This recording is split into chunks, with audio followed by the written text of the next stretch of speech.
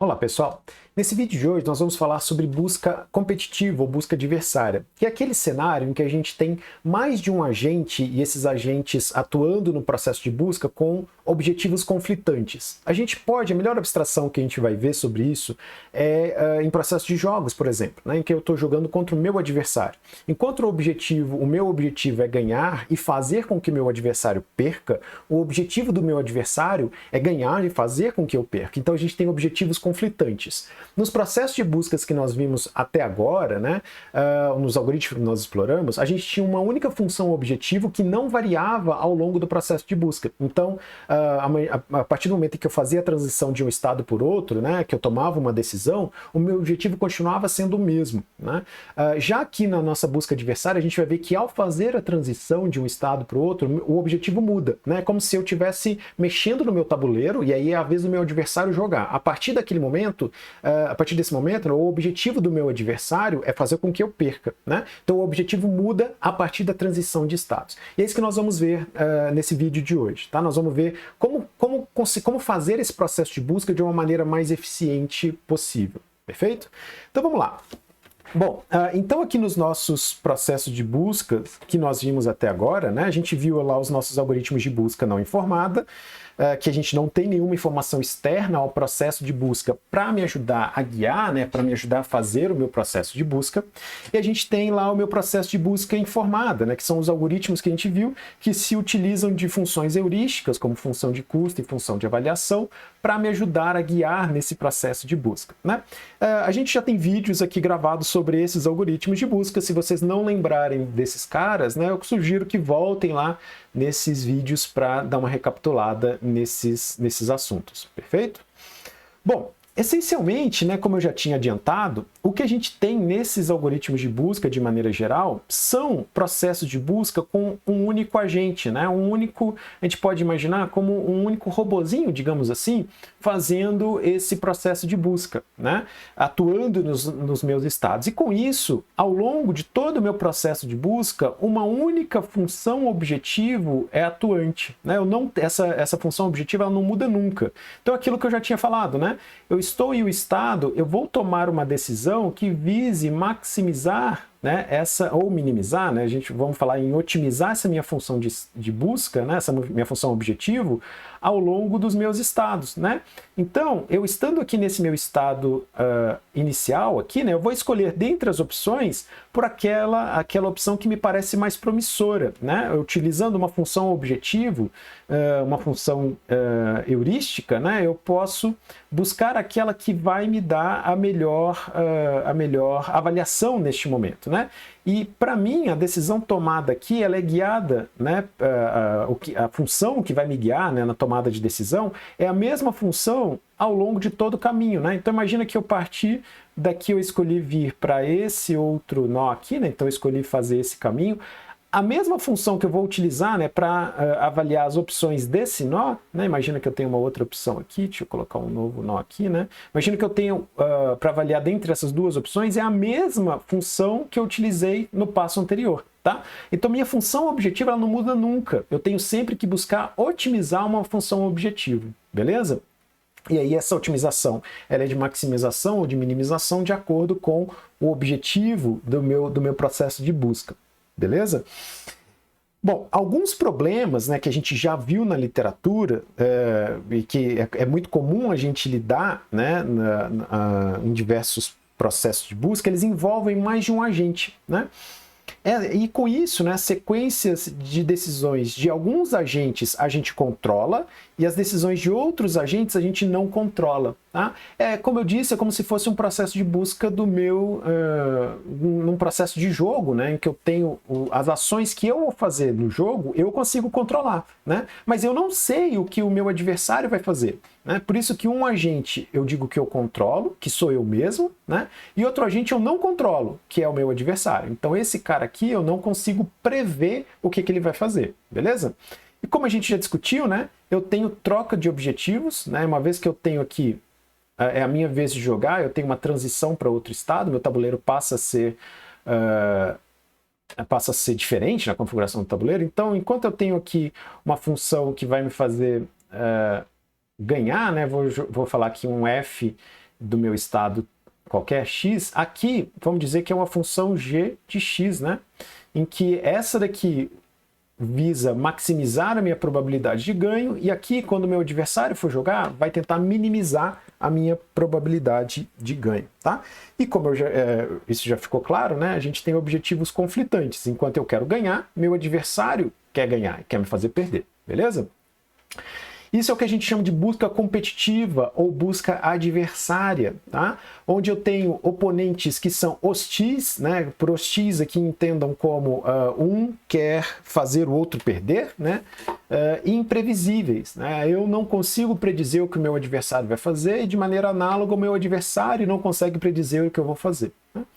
Exemplo disso é jogos, né? Jogos, o melhor exemplo que a gente tem para esse tipo de busca são jogos, né? São o processo de busca em jogos específicos. Jogos de tabuleiro é o mais fácil da gente enxergar, né?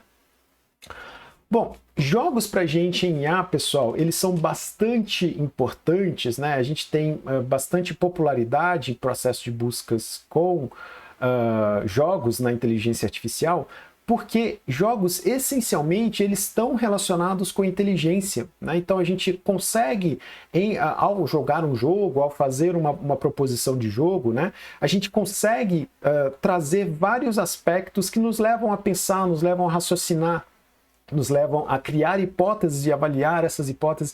Então, por isso, o jogo é muito importante para a gente em inteligência artificial, tá? É como a gente diz aqui, né? Nos jogos, a gente consegue abstrair detalhes complicados, né? A gente consegue, por meio das regras do jogo, né? Fica tudo muito mais claro para a gente ao observar o tabuleiro.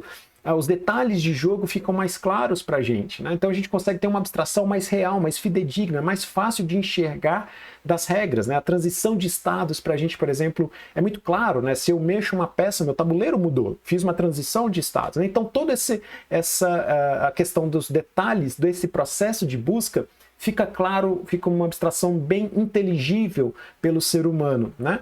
Eles são simples de serem representados, né? Então a gente tem uma série de jogos que é relativamente simples, a representação de um tabuleiro geralmente é uma coisa simples, né? Restrita a um pequeno número de ações, então eu tenho regras que ditam o que eu posso fazer no meu jogo, né? Por isso que a gente tem, as ações são limitadas, né? Eu tenho regras que me ditam e geralmente são fáceis de serem entendidas e replicadas, porque o ser humano precisa jogar aquilo, né? Então precisa ser fácil dele entender e saber jogar ao longo do processo. Nem sempre a gente fica lá com as regras do jogo, observando o tempo todo o que eu posso e o que eu não posso fazer, né? O que se faz geralmente em processo de jogos? Antes de iniciar o jogo, se for um jogo que você nunca jogou, alguém vai te explicar as regras, né? E a partir daquele momento você começa a jogar com aquelas regras em mente, certo?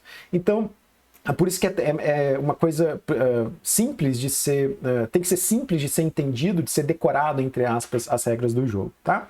E os resultados são definidos por regras precisas, né? Então eu sei exatamente quando eu ganho e quando eu perco um jogo, né? Em geral. Beleza?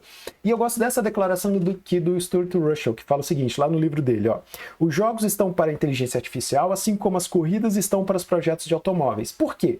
É ali nos processos de busca que o pessoal vai tentar replicar, né, o que está sendo pesquisado de estado da arte. Vai ser meio que mostrar para o público em geral, né, o que é feito em processo de busca. É como se fosse uma exibição, digamos assim, do que é feito em pesquisas na inteligência artificial de maneira geral. Então, tudo aquilo que é estado da arte, né, a gente tenta trazer da melhor maneira possível para jogos, porque é uma maneira fácil da gente mostrar para o público em geral, é uma maneira fácil da gente mostrar a questão até de desempenho, né, para o público em geral, como estão funcionando, como está sendo feita a pesquisa de inteligência artificial, beleza? Então, só para a gente destacar um pouquinho da importância dessa parte de jogos em IA, tá? Bom, aqui quando a gente está falando de jogos em inteligência artificial, a gente tem um tipo muito específico de jogo, tá? Que a gente vai tratar especificamente aqui nesse jogo de hoje, tá?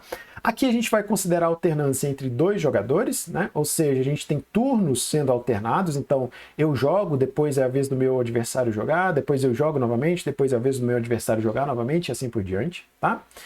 Nós estamos considerando aqui jogos determinísticos, né, onde cada ação leva a um resultado conhecido, né? Eu não tenho aquela questão de uma mesma ação pode levar a dois resultados distintos, né? Então a gente considera aqui jogos determinísticos.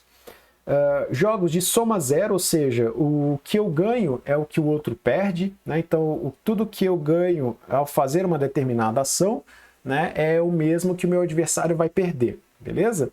E eu digo que são informações perfeitas, perdão, onde todos os jogadores conhecem exatamente o estado atual do jogo. Melhor abstração para isso daqui, jogos de tabuleiro, né? Jogos de tabuleiro são jogos determinísticos, eu não tenho nada probabilístico, não envolve... vamos pensar no xadrez, por exemplo, né? Ou um jogo de damas, onde eu sei exatamente o que o movimento meu vai fazer, né? Para onde o movimento vai me levar, não tenho nenhuma surpresa. Soma zero, né? Exatamente o que eu ganho num jogo de xadrez é exatamente o que o meu adversário perde, né?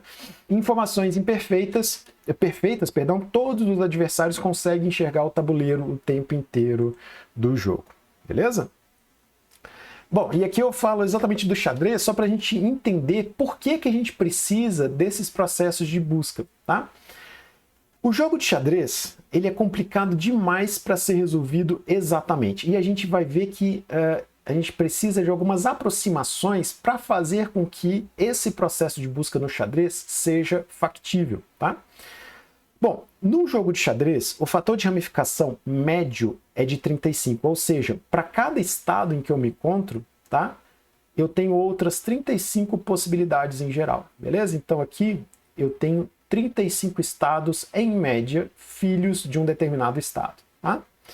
Um jogo de xadrez, ele dura, em média, 50 movimentos por jogador. Tá? O que quer dizer isso? Que essa minha árvore de busca, o estado final mais próximo, vai estar aqui, próximo do nível 100. Beleza? Considerando que o primeiro nível aqui é o nível 1, né? Considerando que cada jogador, em média, joga 50 vezes, eu tenho aqui, em média, então, só que no nível 100 eu vou achar o primeiro estado final aqui, né? Vou marcar ele com 2 círculos, só para a gente entender que isso aqui é o estado final, tá? Ou seja, uma árvore de busca típica, né, de um jogo de xadrez, se eu for detalhar todas as transições aqui, né, ela tem...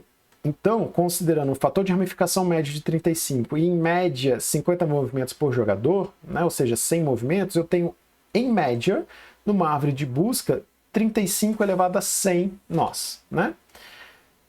Ou 10 elevado a 154 nós. E desses nós, né, desses 10 elevado a 154, 10 elevado a 40 são distintos. Tá? Ou seja, eu tenho 10 elevado a 40, 10 elevado a 40 configurações diferentes de um tabuleiro de xadrez. Tá? Só para a gente ter uma ideia. 10 elevado a 154 é mais do que a quantidade de átomos que a gente tem no universo todo, tá? Que é estimado, obviamente. 200 milhões de... Analisando, né, que a gente tendo uma máquina que processa 200 milhões de posições por segundo, fazendo uma busca exaustiva nessa minha árvore gerada aqui, né, eu levaria mais de 10 elevado a 100 anos para dizer qual que vai ser o movimento que eu vou fazer, tá? Então, para a gente ter uma ideia do quão grande é isso daqui, né, estima-se que o universo tem 10 elevado a 10 anos de idade, tá? Ou seja, fazer uma análise exaustiva, utilizar aqueles processos de busca que a gente já viu até agora é inviável para tratarmos do processo de xadrez, tá? Mas a gente já, inclusive, discutiu isso em vídeos passados, né? A gente tem algoritmos, e que nem tão recentes assim, né? Que conseguem vencer partida de xadrez jogando, inclusive, contra bons adversários, né?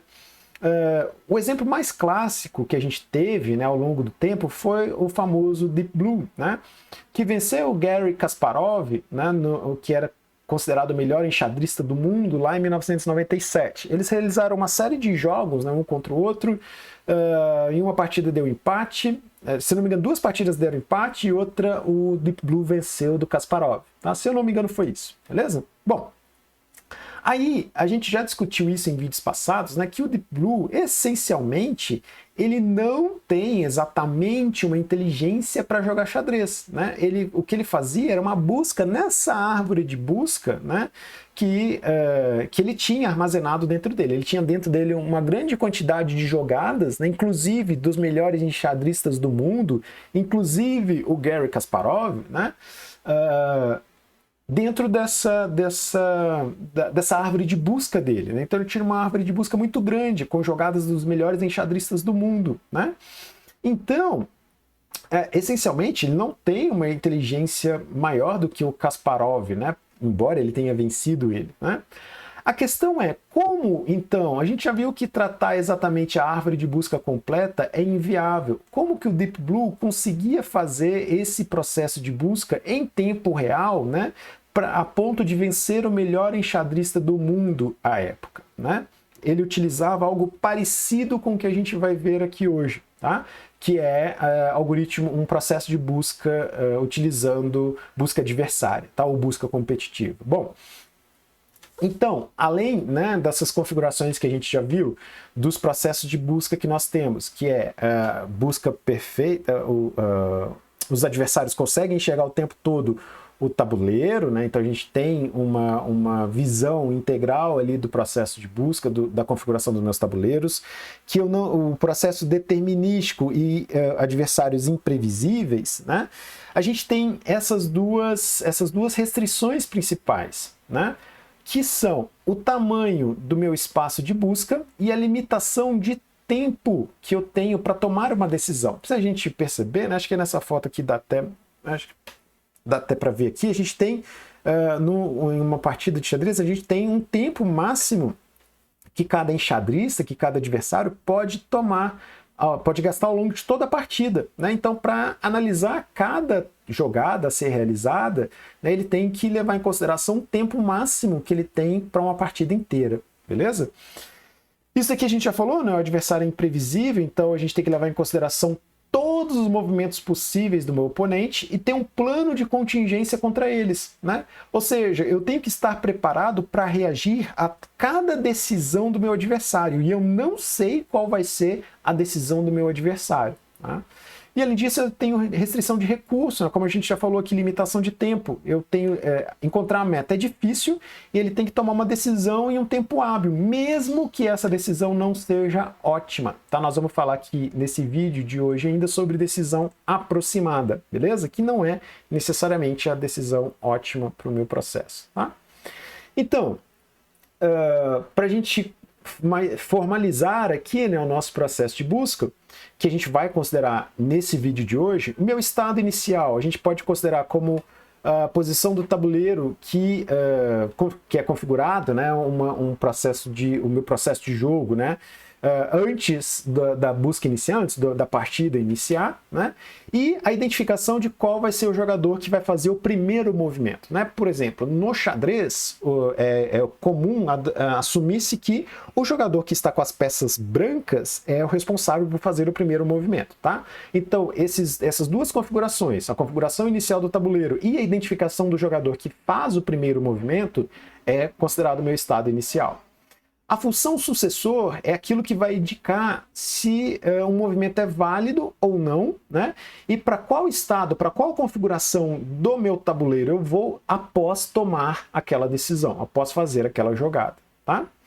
O teste de término é quem vai verificar se o jogo terminou ou não, né? Verificar se aquele determinado estado é um estado final ou não do meu processo de busca. E aqui a gente introduz o que a gente chama de função de utilidade, tá? Que é um valor numérico que eu dou para os estados terminais, tá? Então isso aqui é importante a gente destacar, essa função de utilidade ela é calculada exatamente para os nós finais, para os nós terminais do meu processo de busca. Por exemplo, em uma partida de xadrez, as possíveis funções de utilidade são 1 se eu ganhei, -1 se eu perdi, e 0 se terminou empatado, né? Lembram que eu falei que os processos de busca aqui em jogos, né, eles são de soma 0, né? Percebam que aqui, ó, 1 é o que eu ganhei, -1 se eu perdi. A soma dos dois é 0, tá? Se um determinado nó final, né, uma configuração final do meu tabuleiro, ela é avaliada como 0, quer dizer que nesse caso houve empate. Eu não ganhei nem perdi e meu adversário nem ganhou nem perdeu também, certo? Então a soma do que eu ganhei com a soma do que o meu adversário ganhou é 0, beleza? Em alguns outros jogos, né, a gente tem algumas configurações diferentes de nós finais. Né? No gamão, por exemplo, os nós finais são avaliados entre menos 192 e 192. Tá? Então, para cada tipo de jogo, para cada tipo de busca sendo realizada, essa função de utilidade vai ter um range diferente, beleza? A única coisa interessante da gente perceber é que esse range deve respeitar aquela restrição de soma zero, né? Então, quando eu ganho menos 192, o meu adversário ganha 192. Soma desses dois, zero. Mesma coisa aqui no xadrez, beleza? Bom, vamos começar então a entender como que a gente faz esse processo de busca, né? Aqui, assim, a gente só está ressaltando essa questão da soma zero, né? A única função de utilidade é utilizada para determinar o quanto que eu ganho e quanto que eu perco.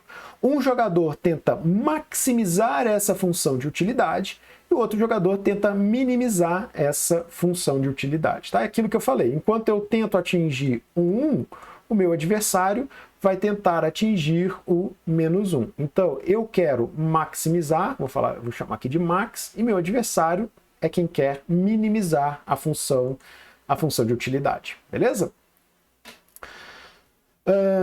Aqui um exemplo de uma árvore de jogo, né, de um jogozinho simples que a gente está acostumado a jogar né, desde criança, né, que é o jogo da velha, põe o velho jogo da velha, né? Aqui, para cada nó, a gente tem, em média, uma ramificação de 9, né? Então, eu tenho 9 possibilidades, em média, a partir de um determinado nó, né? E o jogo da velha ele tem 9 exponencial nós terminais, o que vai me dar exatamente 362.880 nós aqui, né? Aqui no final. E percebam que, tal como no xadrez, né, os nós finais aqui, para mim, são avaliados com menos 1, 0 e mais 1, tá? Mais 1 quando o jogador que começou jogando, né? O cara que começa avaliando, quem toma a primeira decisão, né? Então, eu assumo que o jogador max é aquele que começa jogando, nós vamos falar mais sobre isso, né?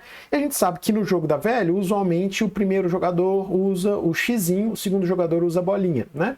Então, o max é quem está usando o xizinho, aquele jogador que quer maximizar a função de utilidade. E o meu adversário, né, aquele cara que, contra quem eu estou jogando, ele tenta minimizar essa função objetiva, essa minha função de utilidade. Ele vai usar a bolinha. Então, sempre que for a vez do X jogar, ele vai tentar maximizar a função objetivo, sempre que for a vez da bolinha jogar, ele vai tentar minimizar a função objetivo. Analisando aqui os nós finais, né, aqui dá para a gente perceber, por exemplo, que o min ganhou, né, que a bolinha ganhou, então o jogador que tenta minimizar a função objetivo ganhou, então esse nó é avaliado com menos 1.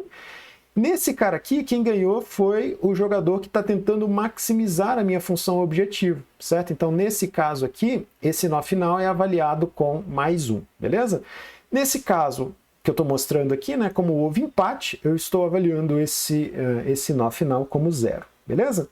Bom, então, uma maneira de jogar considerando uma árvore de busca com dois adversários, um que tenta maximizar e um que tenta minimizar, é considerar todos os movimentos legais que podem ser realizados a partir do nó que eu estou neste momento, né?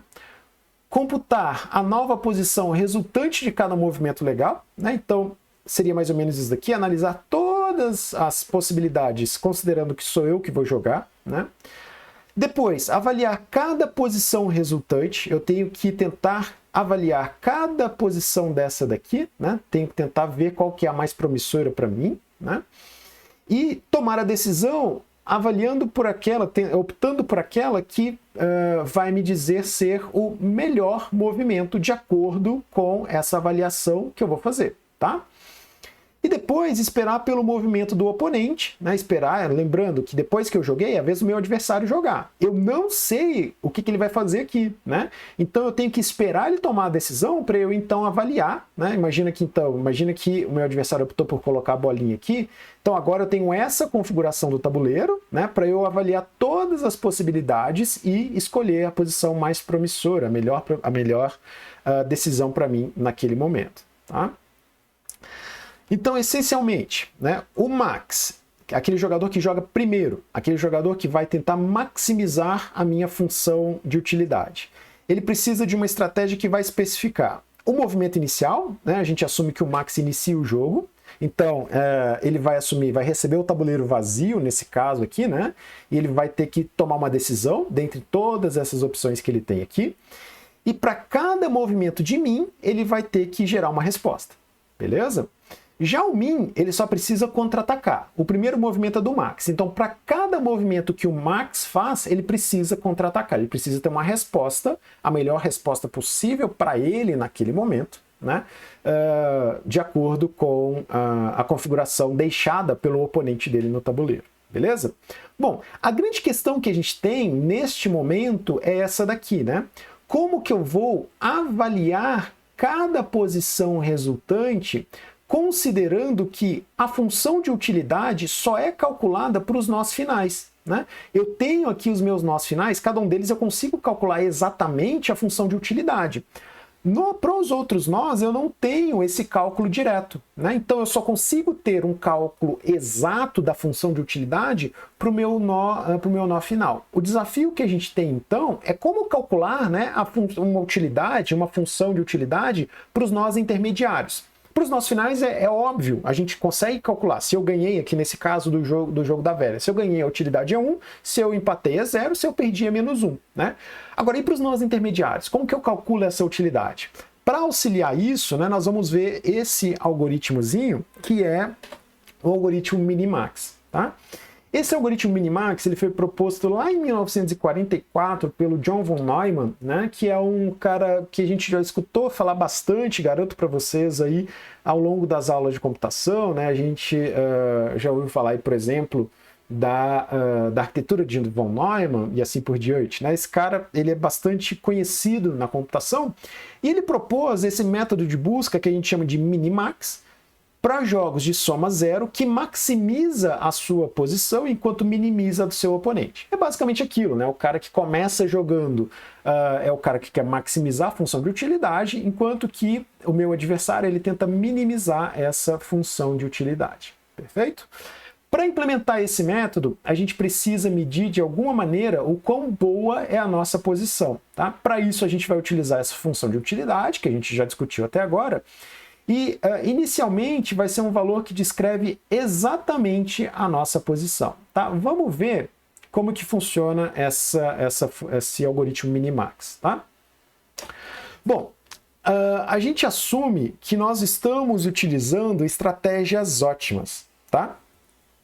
Que é o seguinte, dado uma árvore de jogo, né, dado uma configuração de uma árvore de jogo ao longo do meu processo inteiro, a estratégia ótima pode ser determinada a partir do valor minimax de cada nó, tá? Vamos entender o que é isso já já.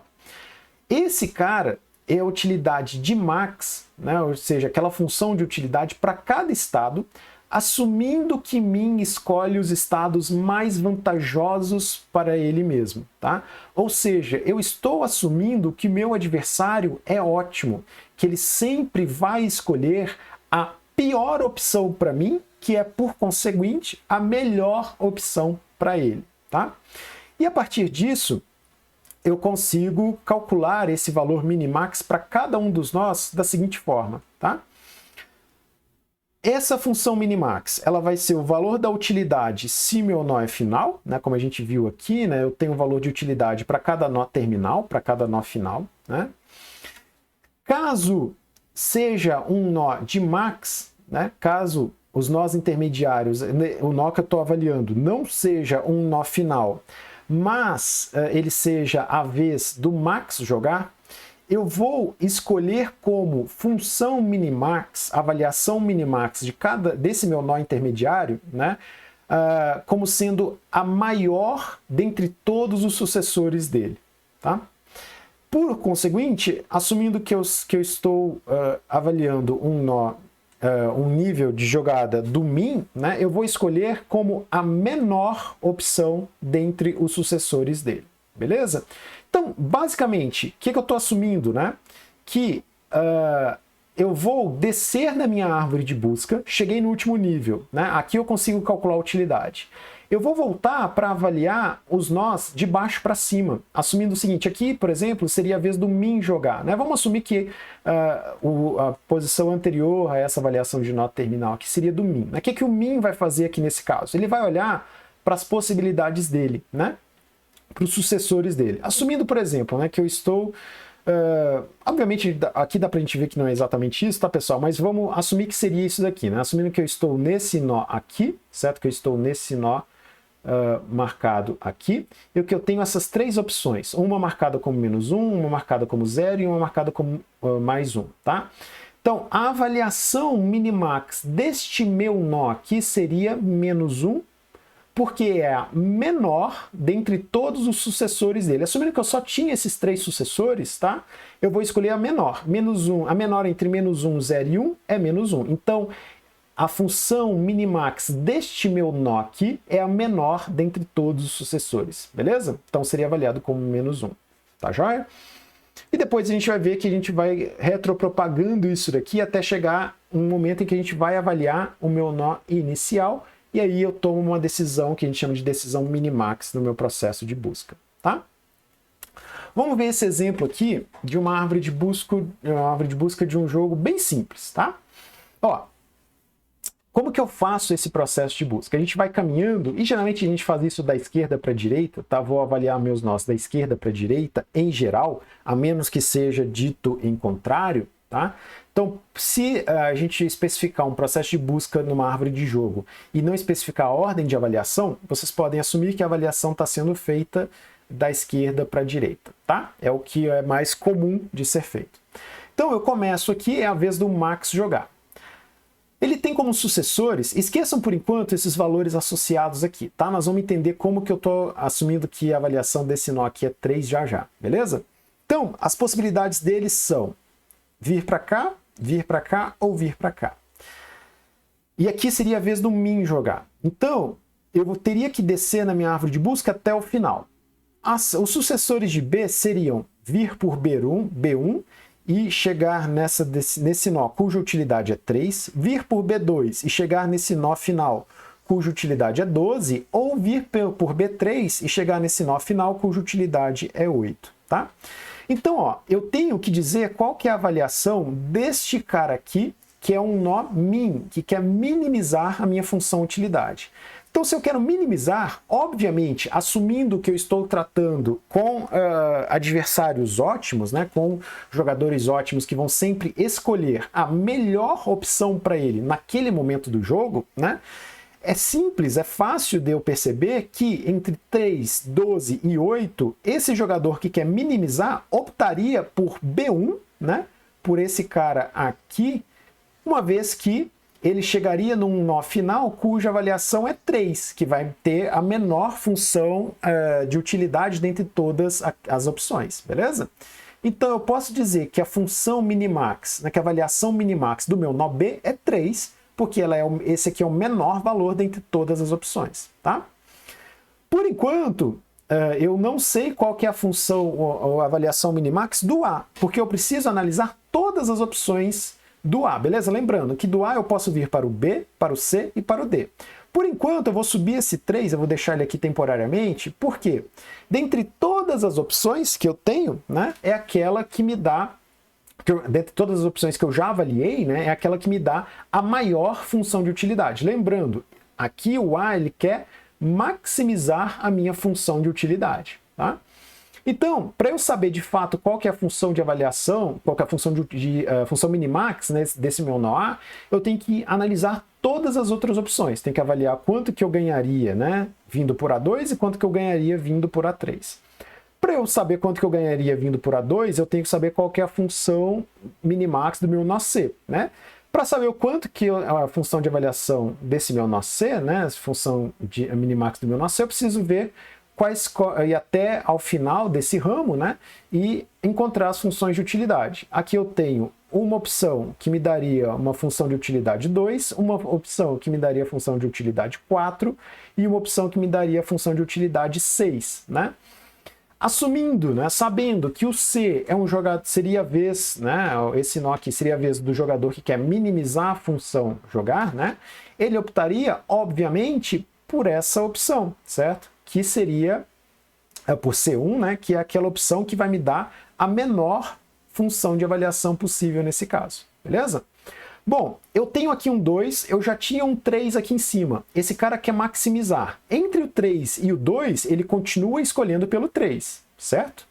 Bom, e aí eu tenho que terminar de avaliar aqui então o ramo que falta, que é vindo por A3. Eu teria aqui o nó D. Para saber qual que é a função minimax do nó D, eu tenho que ir até os nós finais aqui e obter a avaliação deles. Eu tenho um nó que tem a função de utilidade 14, um nó com a função de utilidade 5 e um nó com a função de utilidade 2, né? Assumindo que o D também é um jogador que quer minimizar, um jogador ótimo, ele obviamente escolheria vir por D3, porque aqui nesse caso ele teria uma função de utilidade de 2, que é a menor dentre todas as opções possíveis para ele naquele momento, certo?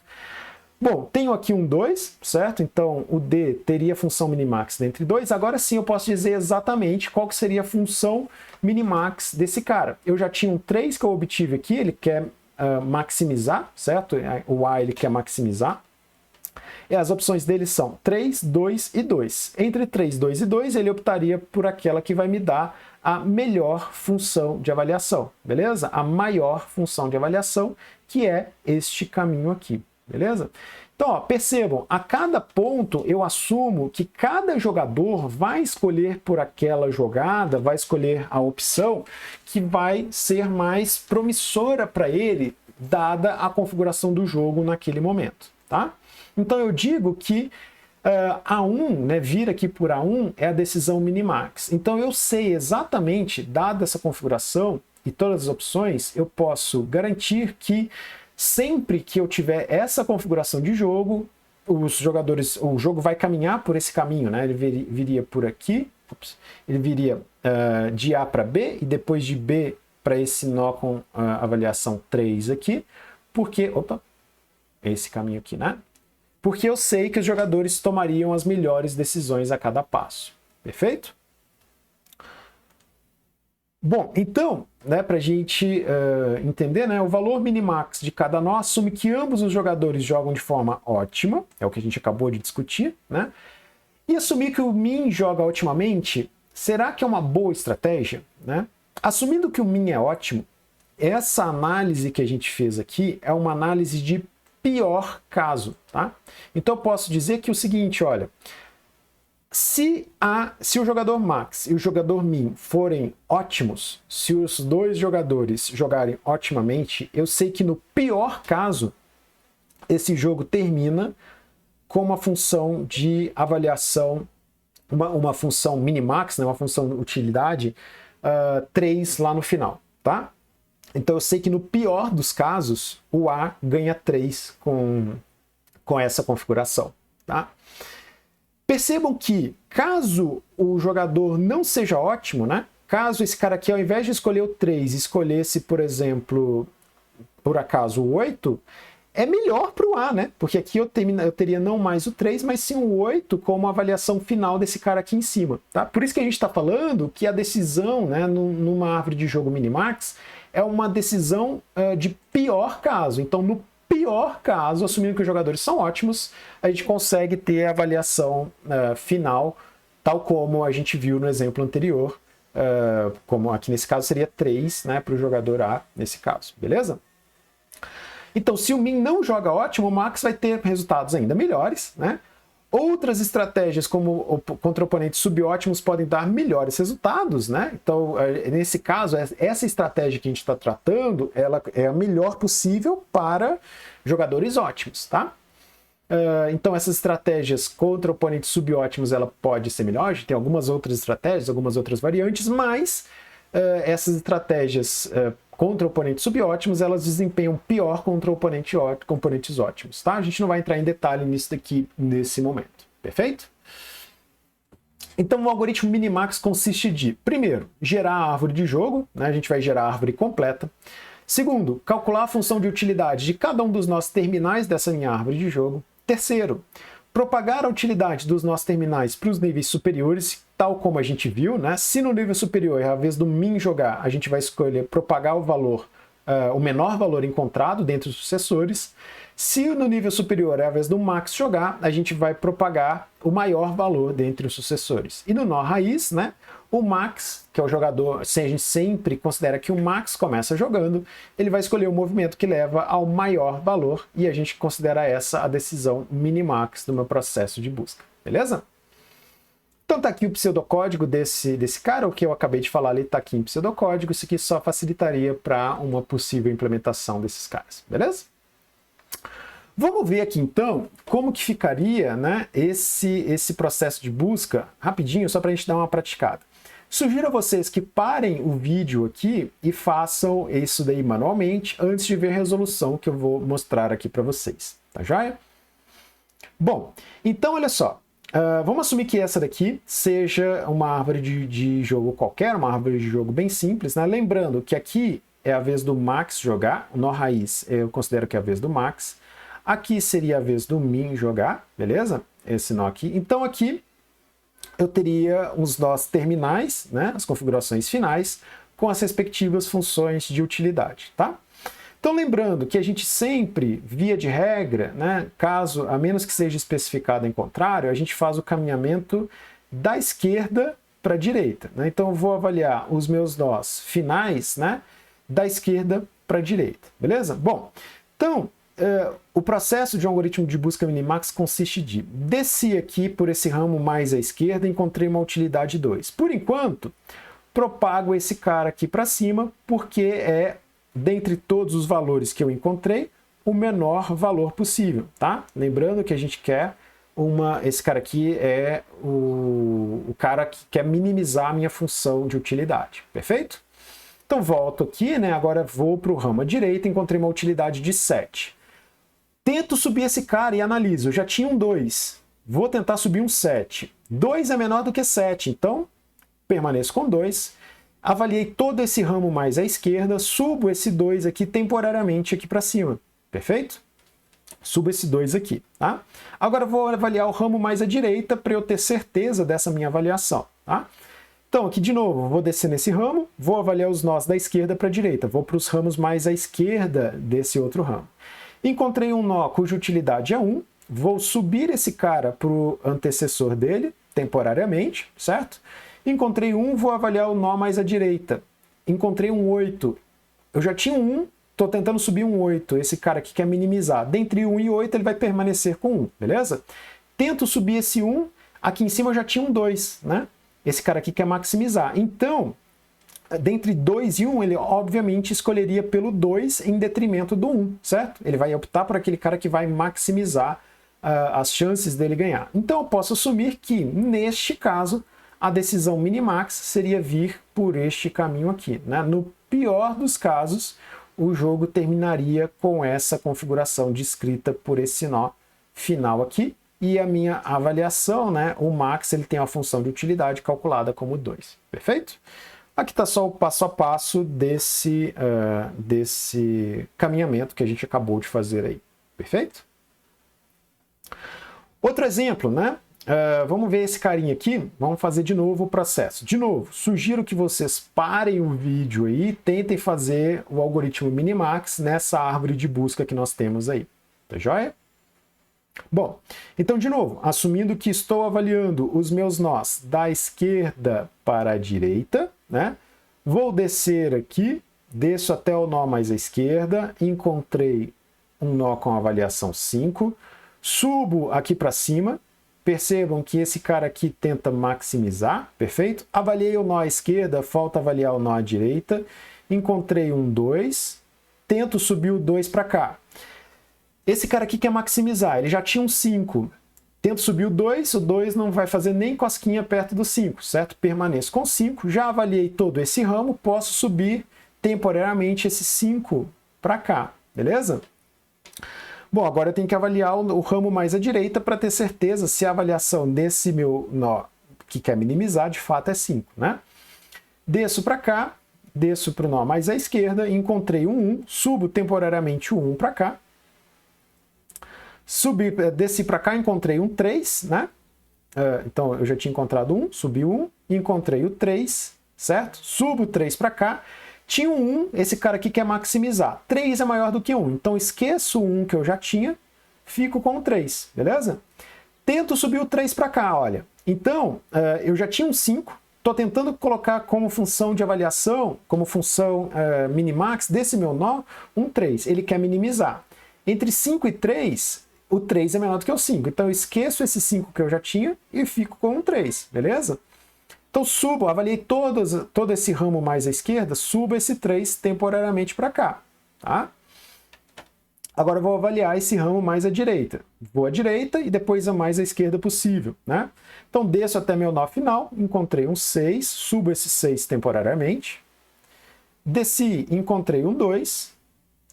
Tento colocar 2 como função de avaliação desse cara, mas eu já tinha um 6 e esse cara quer maximizar. É a vez do Max jogar. Entre 6 e 2, ele obviamente vai ficar com 6, que é a maior função de utilidade encontrada até o momento. Então, avaliei todo esse ramo à esquerda, subo o 6 temporariamente como avaliação desse nó, agora vou avaliar os ramos mais à direita. Encontrei um 0 aqui, subo esse 0. Encontrei o 7, tento colocar o 7 aqui, entre 0 e 7, esse cara quer maximizar, ele vai ficar, obviamente, com o 7, certo? Tento subir o 7, ele já tinha 6 que foi encontrado no outro ramo, entre 6 e 7 ele vai permanecer com 6, então a função de avaliação desse cara aqui é 6. Tento subir o 6, eu já tinha um 3 aqui, né? Esse cara quer maximizar, entre 3 e 6 ele vai optar pelo 6 nesse caso, beleza? Então, dada essa configuração de jogo, a decisão minimax desse cara seria tomar o primeiro movimento vindo por este caminho e depois ele desceria por aqui e vindo por aqui, beleza? Eu consigo garantir que com 2 jogadores ótimos, o meu jogo terminaria nessa configuração de tabuleiro que eu vou marcar de verde aqui, tá? Esse daqui seria, então, o nó final alcançado nesse meu processo de busca, alcançando aqui para o max uma função de utilidade final de 6, beleza? Então entenderam, pessoal, que a gente tem que descer até o final da nossa árvore de busca, fazer todo esse processo de busca e ir propagando as funções de utilidade para cima, né? Respeitando a vez de quem ia jogar. Então, se eu avaliei todos os nossos terminais filhos desse cara, né? E esse cara é o max, eu vou optar pela maior decisão possível, né? Nesse caso, 5. Como é a vez do min jogar aqui, né? Eu tenho entre 5 e 3, ele optaria pelo 3. Como aqui é a vez do max jogar, entre 3 e 6, ele optaria pelo 6, vindo por aqui, beleza? É bem simples o algoritmo, a gente só tem que fazer o caminhamento até o final da nossa árvore de busca, tá? E aqui, basicamente, todas as alterações que a gente fez, né? Tudo que a gente fez no slide anterior está aqui exposto para a gente entender o caminho escolhido, perfeito? Bom, então o algoritmo minimax, né? Considerando de novo que a gente tem lá M como a profundidade máxima da minha árvore, B os movimentos válidos a cada estado, né? Ele é completo, né? O minimax ele é completo se a minha árvore é finita, porque ele explora toda a minha árvore de busca. Ele também é ótimo, assumindo que eu estou jogando contra um oponente ótimo, ele garante encontrar a solução ótima. Complexidade de tempo é da ordem de B elevado a M. Complexidade de espaço é da ordem de B vezes M, tá? Para a gente ter uma ideia, né? Para o xadrez, lembrando que B é aproximadamente 35 e o M é aproximadamente 100, né? Meu branching factor é de 35, ou seja, para um determinado espaço, um determinado estado, eu tenho aproximadamente 35 filhos desse estado e eu tenho uma profundidade mínima da minha árvore de busca, né? De 100 níveis, né? Eu tenho uma complexidade de tempo da ordem de 35 elevado a 100, que a gente já viu que isso é intratável, tá? Então, o minimax puro, ele continua sendo impeditivo, né? A utilização do minimax puro continua sendo impeditivo para jogos em tempo real. A gente vai ver algumas coisas que a gente pode fazer para otimizar esse cara num primeiro momento, beleza? Então, eu vou deixar aqui esse exercíciozinho para vocês fazerem, tá? Para praticar essa primeira parte, só para vocês entenderem como é esse processo e como é que a gente pode fazer praticar um pouquinho dessa busca do minimax. Bom, O que a gente vai ver a seguir, né, nos próximos vídeos é uma continuidade sobre o Minimax, sobre essa versão inicial, tentando fazer com que ele se torne um pouco mais factível para que a gente consiga executar esse algoritmo em tempo real, tá? Mas por enquanto vamos nos ater à versão original do algoritmo Minimax, beleza? Tô deixando esse exercíciozinho aí para que vocês pratiquem, bem simplesinho, para que vocês pratiquem essencialmente como que é esse algoritmo Minimax, entender esse escalonamento, né, dos valores, a busca inteira na nossa árvore de busca. E a gente vai continuar falando então desse processo de busca adversária no próximo vídeo. Até lá!